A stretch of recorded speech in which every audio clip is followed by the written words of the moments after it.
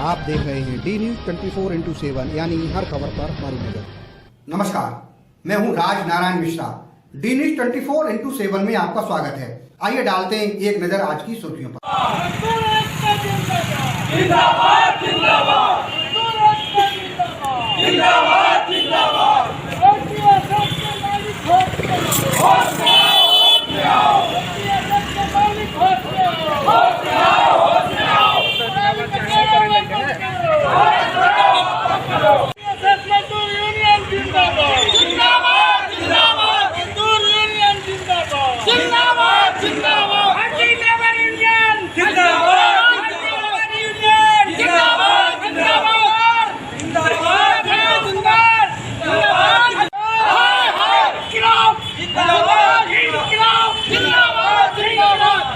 नमस्कार, मैं हूं राज नारायण मिश्रा।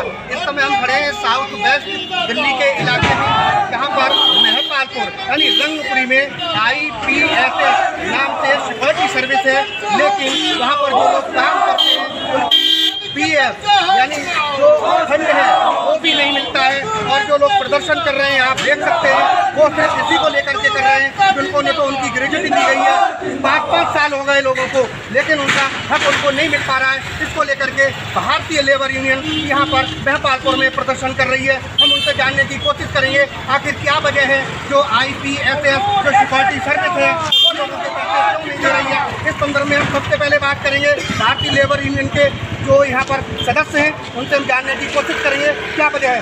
संतोष जी, क्या वजह है, आप लोग प्रदर्शन क्यों कर रहे हैं? IPS सिक्योरिटी सर्विस के जो मालिक हैं मिस्टर जोगिंदर जी और मिस्टर दीपक, ये किसी भी कीमत पर बात करने को राजी नहीं है।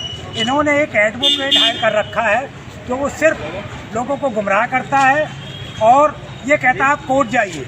यहाँ मेरे पास जो लोग इसमें आए हुए हैं, कुछ कर्मचारी ऐसे हैं जो 5 साल तक केस लड़ते हुए उनको उनका हक नहीं मिल पाया क्योंकि सिर्फ तारीख मिलती है कोर्ट से। और कुछ कर्मचारी ऐसे हैं जिनको रिटायर हो चुके हैं, जिनका अभी PF भी जमा नहीं हुआ है और उनको ना पेंशन मिल पा रही है ना ही उनका हक मिल पा रहा है। मैं ये जानना चाहता हूँ कि ये IPS सिक्योरिटी सर्विस ये कब तक लोगों को गुमराह करेगी। जब भी यहाँ आते हैं तो मालिक नहीं मिलते हैं। एक बार मेरे कर्मचारियों को धमकी दी गई जिसकी मैंने पुलिस में कंप्लेंट की है कि अगर आप दोबारा यहाँ आए तो हाथ पैर तोड़वा दिए जाएंगे। पर फिर भी हम लोगों ने आगे परमिशन लेकर के आने के लिए ठाना तो एक कर्मचारी जो हमारा इसी यूनियन में जुड़ा हुआ है उसका एक्सीडेंट करवा दिया गया, जो वो आज यहाँ उपस्थित नहीं हो पा रहा है। चारपाई पे लेटा हुआ, उसका पैर टूट चुका है। अब मालिक लोग यहाँ आज भी उपस्थित नहीं है, यहाँ से फिर भी गायब हो चुके हैं। इनको सूचना पहले मिल जाती है कि वो आ रहे हैं, आप लोग चले जाइए। आप कह रहे हैं कि हमारे जो इस IPSS सिक्योरिटी में जो व्यक्ति काम करता था जिसके पैसे नहीं मिले हैं, हाँ। उसका एक्सीडेंट करवा दिया गया है। सबसे पहले तो आपके पास कोई प्रूफ या फिर आपने इसकी कोई पुलिस में शिकायत की है? इससे पहले शिकायत हमने की है। 1 तारीख को मैंने इसकी कंप्लेंट इन लोगों ने दी थी। हमने तो सिर्फ अपनी परमिशन मंगाई है। इन लोगों ने कंप्लेंट दी थी पुलिस मुख्यालय में कि मेरे साथ कभी भी ये हादसा करा सकते हैं, हाथ पैर तुड़वाने की मेरे को धमकी दी जा रही है। तो इससे क्या सोचें हम? हमारा जो सबसे सीनियर, सबसे पुराना, सबसे आगे चलने वाला जो उसका नाम है अरविंद पांडे, वो उसके एक्सीडेंट हुआ है, उसका पैर टूटा है, तो उससे क्या अंदाजा लगाया जा सकता है कि हादसा क्यों हुआ। तो जब एक्सीडेंट हुआ है तो उसके बाद आपने कोई कंप्लेंट या शिकायत की है उन्होंने अरविंद पांडे? होश ही नहीं था अरविंद पांडे को, वो इस काबिल नहीं है वो यहाँ तक आ सके। लेकिन जो कंप्लेंट हमारी पहले गई हुई है उसके आधार पर मैं ये कह सकता हूँ कि IPS के सिक्योरिटी सर्विस के जो मालिक हैं उनके द्वारा ही ये घटना को अंजाम दिया गया है। अब आप वो जोगिंदर जी जो हैं IPSS सिक्योरिटी के जो मालिक हैं वो यहाँ पर उपस्थित नहीं है, उनसे बात नहीं हो पा रही है, तो इसके बाद आपका अगला कदम क्या होगा? क्योंकि आप एक बार और भी प्रोटेस्ट कर चुके हैं। हम ये चाहते हैं कि आप पुलिस प्रशासन हमारी मदद करे और इन्होंने जो भी काम किए हैं या हादसा जो कराया है उसकी जांच करके इनके ऊपर उचित कानूनी कार्रवाई की जाए और हमारे कर्मचारियों का जो उचित भुगतान है वो दिलवाया जाए। तो ये सालों साल तक नहीं जा सकते कोर्ट में, इनके पास इतना धन नहीं है, ना ही इतना ये कमाते हैं कि वहाँ जा कर के ये अपना वकील खड़ा कर सकें। आपका नाम? मेरा नाम राघव सिंह। राघव सिंह, कहाँ रहते हैं आप? यहाँ दिल्ली में मैं मोती नगर में रहता हूँ, करमपुरा मोती नगर में। कितने दिन से IPS और सिक्योरिटी से आप जुड़े थे और क्या वजह है जो आपको प्रोटेस्ट करना पड़ रहा है? सर हम 85 से 85 से लेकर के 85 से 2017 तक हमने सर्विस किया। अभी 10 साल हमारी सर्विस बाकी थी, लेकिन इससे पहले हमें कंपनी से बाहर कर दिया, हमें बेदखल कर दिया गया। हमने कहा कि ठीक है, तुम कंपनी से हमें बाहर कर रहे हो, जो भी हमारा 2 रुपये 1 रुपये जो भी हिसाब बनता है वो हमको दे दो। आपको कोई नोटिस दिया गया होगा पहले? कोई नोटिस नहीं दिया गया, कोई नोटिस नहीं दिया गया। ड्यूटी हमारा बंद कर दिया। कोई तो रीजन बताया गया होगा आपको? जी, कह रहे हैं कि तुम रिटायर हो चुके हो कंपनी से। हम रिटायर कैसे हो गए जबकि 10 साल की अभी हमारी नौकरी बाकी है, लेकिन वो कह रहे हैं कि तुम रिटायर हो चुके हो। फिर भी हमने कहा कि ठीक है, जब तुम्हारे पास से रिटायर हम हो गए तो हमारा रुपया 2 रुपया तुम्हारे पास कुछ बचता है कि नहीं? तो बोलता है कि बचता है, लाइन में लग जाओ। लाइन में कब हमारा नंबर आएगा कोई पता नहीं है जी। मालिक के पास जाने दो जी, मालिक के पास जाने नहीं देते। कितने पैसे लगभग निकलते हैं आपके?